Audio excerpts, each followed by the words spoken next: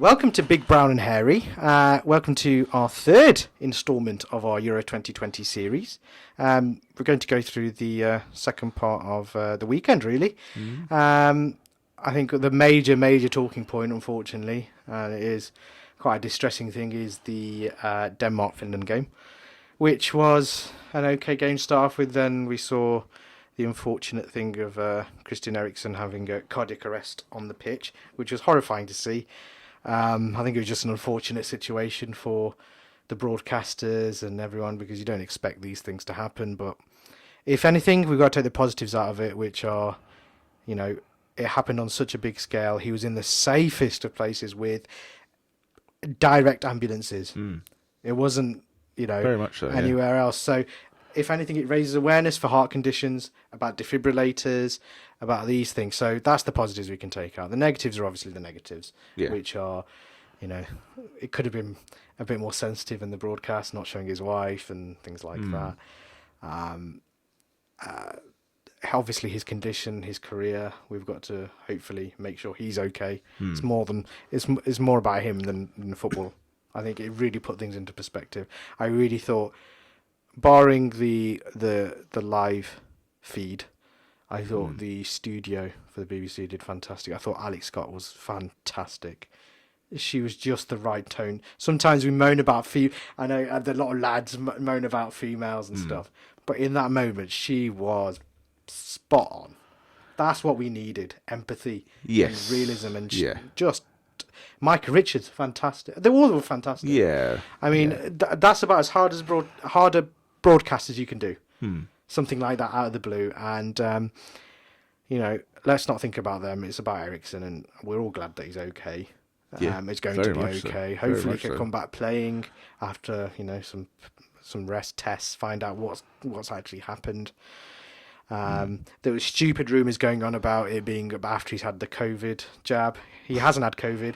He hasn't had the jab, which was announced by the Inter CEO, who had to shut down these things. I mean, guys, just think about his health. Let's not speculate about him. We saw what Let's happened. not use it to try and push an anti-vaxxing agenda or anything like that. Outrageous. Let's not this is.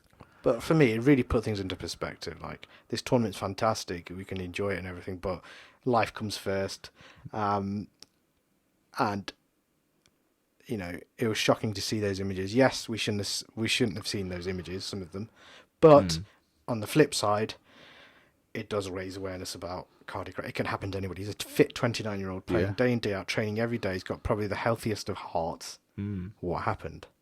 So it could be something that didn't get picked up, or anything could have happened. So it could have been dehydration even, or whatever. So I have to say, the medical team, my word, they had all the tools there, the defibrillators and all the equipment and emergency stuff. But to act like that, the referee, what's his name? Oh, the British guy, can't remember his name. Oh my God. The bald guy. Anyway. To be fair, I can't remember his name either. He did, within 5 seconds, called he knew straight away, which is amazing. Yeah. It's a split decisions that were, that could have had a major effect on Christian, and what a quick decision. And he took charge, didn't he? And then the last thing I have to mention before I switch over to you, is the captain for Denmark, Simon Kjær, is that how you pronounce it? What a hero! Making sure he hasn't swallowed his tongue. Started CPR before the doctors got there in the 10 seconds. Started CPR, then made sure the players formed a ring around him where a lot of players couldn't look. Yet Kasper Schmeichel and Sam Kerr was looking at him like leaders. Then his wife came down. Christian Eriksen's wife came down. Then he comforted her. Absolute hero. That's what you call a captain. And when we say about ability, yes, ability is fantastic. Characters, that's what you want in your team. Leaders. Now, absolutely. for me, I instantly want Denmark to win the tournament. I don't care about what anyone says. Just for the story, how amazing would that be? Or get far in the tournament. That would be amazing. Which I think they will. Because nothing unfortunately, through adversity, nothing unites you more than that sort of stuff. And how amazing would it be for Christian to attend that game if they can get to a further distance? That would be amazing. Fairy tale stuff. Yeah. A positive to really end negative. But anyway, that's speculating. My big issue is how and why they continued the game. They should have played the day after or the day after that. This is FIFA's issue. Why were they even asked to play? It shouldn't have even been given the option. Because they're obviously not in a right frame of mind. How the hell were they allowed? How you've just seen your best friend nearly die on the pitch, and you're asked to continue 45 minutes later, and you're given the option: continue now or play at lunchtime tomorrow. They're not thinking straight, are they? Of course they're going to say, "Oh, we'll play now," but you could see they were not with it. Kasper Schmeichel has been fantastic all season. Does he make mistakes like that? Not really, Finland's goal? No. I really felt sorry for him because obviously he was affected. Simon Kjaer was affected. I think that's his name, Simon Kjaer. Is that his name? I think so, yeah. Am I wrong? I think so. I need to just make sure instead of making myself look like an absolute spanner. Yes, he is, Simon Kjaer. Yeah. He had to be taken off, Simon Kjaer, because he was affected. Now, the Finnish players are obviously affected, but they don't know, if you know what I mean. They have to see it. Both sets of players shouldn't have been playing. It's all due respect. Finland scored their first goal of the tournament. They couldn't celebrate. Fair play to the guy that scored. I can't remember the name off the top of my head, but fair play to him. It just was handled badly by FIFA. Not FIFA, UEFA. Sorry. Yeah. I don't want to speculate. I don't want to speculate on that. The press release that was put out. No, that was all good. But the manager of Denmark has already said, why were we asked to play? Like we were not in the right frame of mind to play. Right. Because why were they asked? Wasn't it just made the decision to come back tomorrow? Yeah, it's just. I think that debate is going to go on for a while. I mean, there's an argument to say that even the following day, the Danish players may not have been in the frame of mind. There's also the argument that spectators who were there on that day may not be able to come the following day to watch the. Who cares about that? I can play behind closed doors. You know what I mean? It's just the rest of the game. It was just a weird. I even felt sorry for the commentators that had to witness that, like Martin Keown and what's his name? I can't remember his name. The BBC guy. I felt sorry for them because all they could talk about was that. And imagine if it was the commentators were affected like that. What are the players going to be like? You're just going to be thinking about: is my friend alive still? Yeah. Listen, I don't. I don't not agree with you. I'm just trying to sort of look at it from both sides, and see try and see the argument from both sides. In my opinion, they shouldn't have carried on with that. And I don't think the spectators who were there. I don't think they would have minded. I don't think they would have protested it either. No. Because in reality, once the game restarted, I think we all knew that Denmark was going to lose. Yeah, Denmark is either going to lose or it's going to be a 0-0, a 0-0 draw. And to a great extent, maybe even the Danish players, maybe they don't even think through their go through their minds. They probably don't even for them. The bigger picture is that their colleague is all right. They've lost 1-0, fair, okay, fine. But the bigger picture is that their colleague has come through. But I think this what's happened here really has a great potential of motivating that side to go really far, because when you come through something like that, there's the realization that life is far more important. It takes the pressure off you, and you just then go out and play for fun. You go out there and you play the game for the reasons that you started playing the game in the first place when you were a child. You just go out there and you play for fun with complete abandonment. I think it really the perspective thing, when life gets put like that in your face. You're 100% right. They've got nothing to lose. I really think Denmark are going to do well, and I want them to do well. I feel it's like we shouldn't really have second teams in tournaments like this, but following England, I think I I would not mind seeing Denmark going far in the tournament. Yeah, no, They me deserve either. it. Me either. I think it'd be a nice story, and it would be a nice reminder for us all. That there are more things. There are things out there that are far more important in life than football and football Exactly. tournaments and delayed football tournaments and things like that. There are Couldn't things have out put there. it better myself, I really. think there are That's the things way it out is. there that are far more important in life. So, but yeah, best wishes. Yes. To Christian Eriksen, to him, his family, his loved ones, his nearest and dearest, to all of them. To all the fans in the stadium, to the people that were affected directly there who dealt with it, amazing. Yeah, Just everyone. Yeah, Fantastic. absolutely. We hope Makes a full recovery. Hope he makes a full recovery, and we hope that he's able to come back to the game. Because he's a fantastic player. Yeah, he's a fantastic player. I mean, from what I've read from different doctors within in England who have there's a possibility, I think, that he might not come back to the game because of what's happened. But let's hope he's able to make a full recovery. First and foremost, the football side, his career, the football. That's really a secondary issue. The main thing is that he comes back full health and is able to 100%. Live a life with his wife and his family and his children.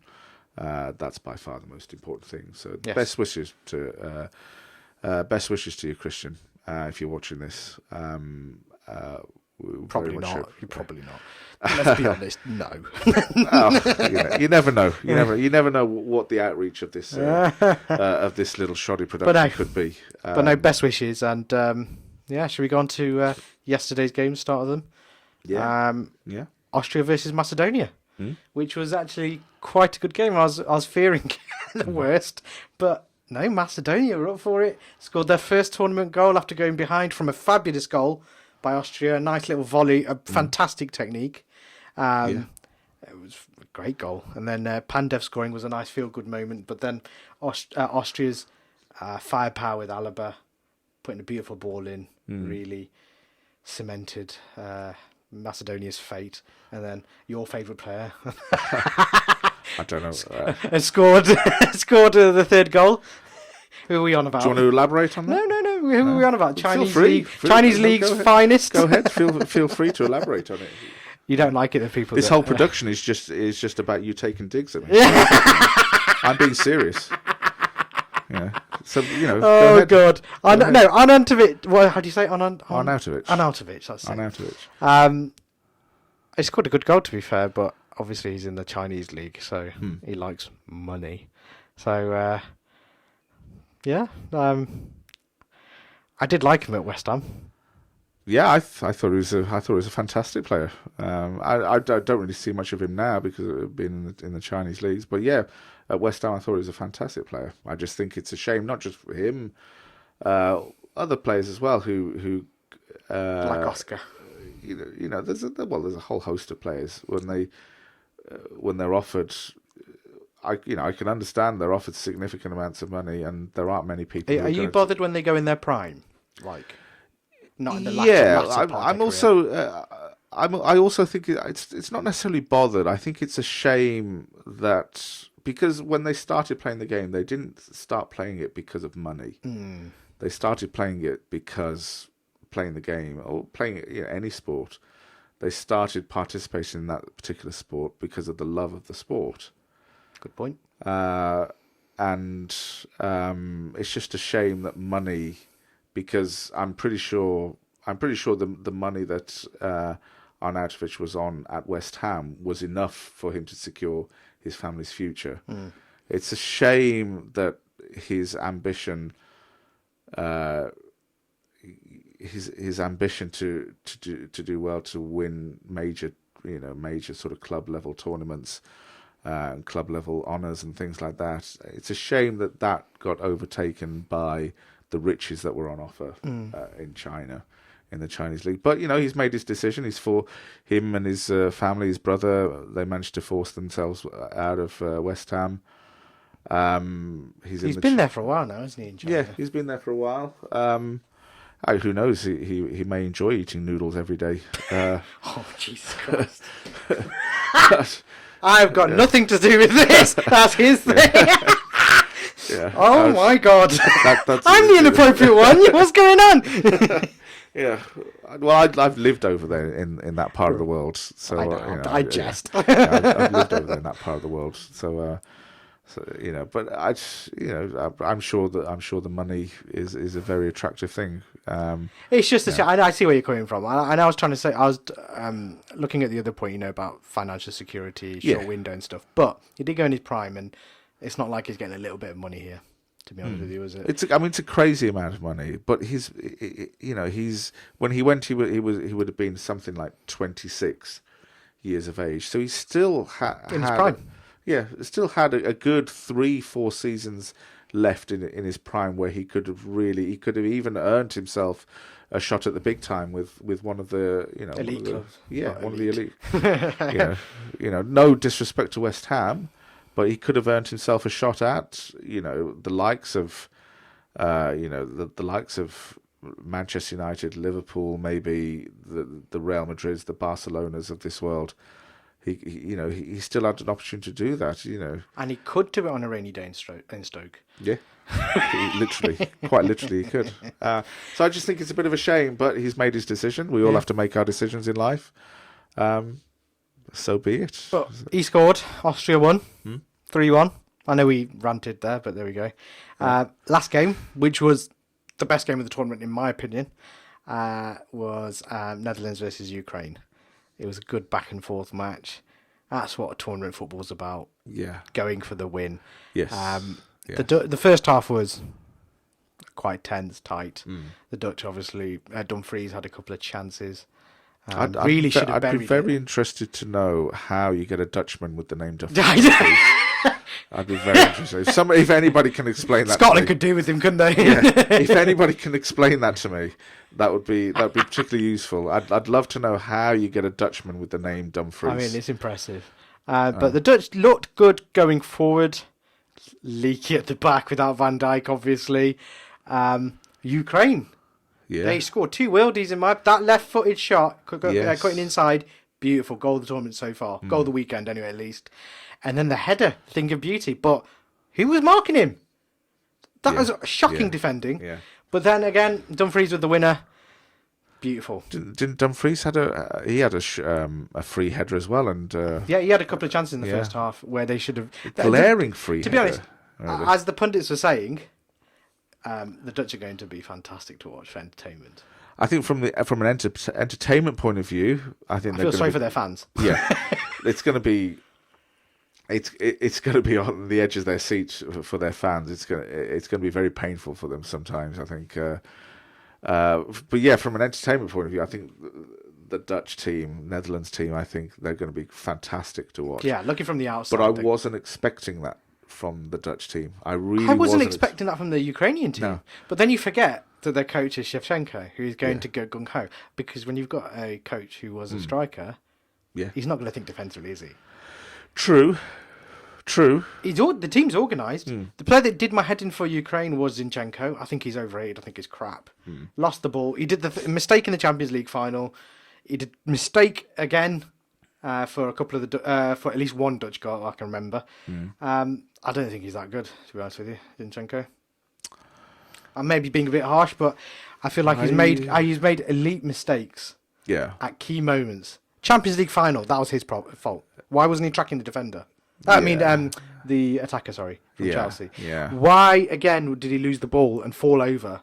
It's just shite. You don't expect a player, who's playing for one of the big teams. A role player for it. But you don't expect them to in the big matches when the pressure is on, because that's why you pay the big bucks for them, so that they can handle the pressure in the big moments, in the pressure moments. I want to give him one more season. It's fair, but in key moments he cracks, and that's one thing that's bugged me about him. Looking at it from a neutral point of view. Yeah, and I'm sure Man City fans have. I'm sure get annoyed with him. I'm sure they picked up on it. Absolutely, it's something that annoys me. But all in all, a good performance from both teams. From I both think they'll teams. both do okay in their group. Quite surprising, really. Yeah. The Dutch were either going to be really boring or really exciting, and I think it's going to be the latter. I wasn't expecting that from the Dutch. I think there's something very Raw. They're raw. very raw. There's something very sort of I don't know how to put it. There's the rawness, but there's also something where you just get the feeling that they could implode. But that's interesting to watch. And they could lose. They could lose by a crazy amount. But they have. But they will score. Yeah, it's the feeling that they could do a Brazil in the 2014 World Cup. Yes, that they they've could got lose, those vibes. Yes. There seems to be sort of a lack of organisation. Dare I say it? They haven't got a spine. Van Dijk gives them that anchor point and gives them a bit of organisation. They haven't got that without Van Dijk. Yeah. Any team hasn't. Well, I mean, let's see what they're like when Van Dijk does come back. He's been out for. Well, actually, no, he's not playing. Is he? No, he's not. In the beg your pardon. I do beg your pardon. He's not in the squad. So they're going to be interesting to watch. I think they get to the. I think they either get to the quarter, maybe not even quarters. The last 16 they get to, and then we'll see what happens. Yeah. So not the first round, the second round. Yeah. They get to the second round. Yeah. But There's that feeling that it's not the Dutch teams of old. No. It's not the Dutch teams of old at all. No. There's just a feeling that they're very. They have had injuries. Let's be honest. Yeah. Their main players are injured. Van der Beek, Yeah. Van Dijk. I mean, they're two key players for the Dutch team. Yeah. There's a feeling with me that they're very kamikaze. I think that's a good way to put it. Yeah, I think that's probably what it is. Love it. Yeah.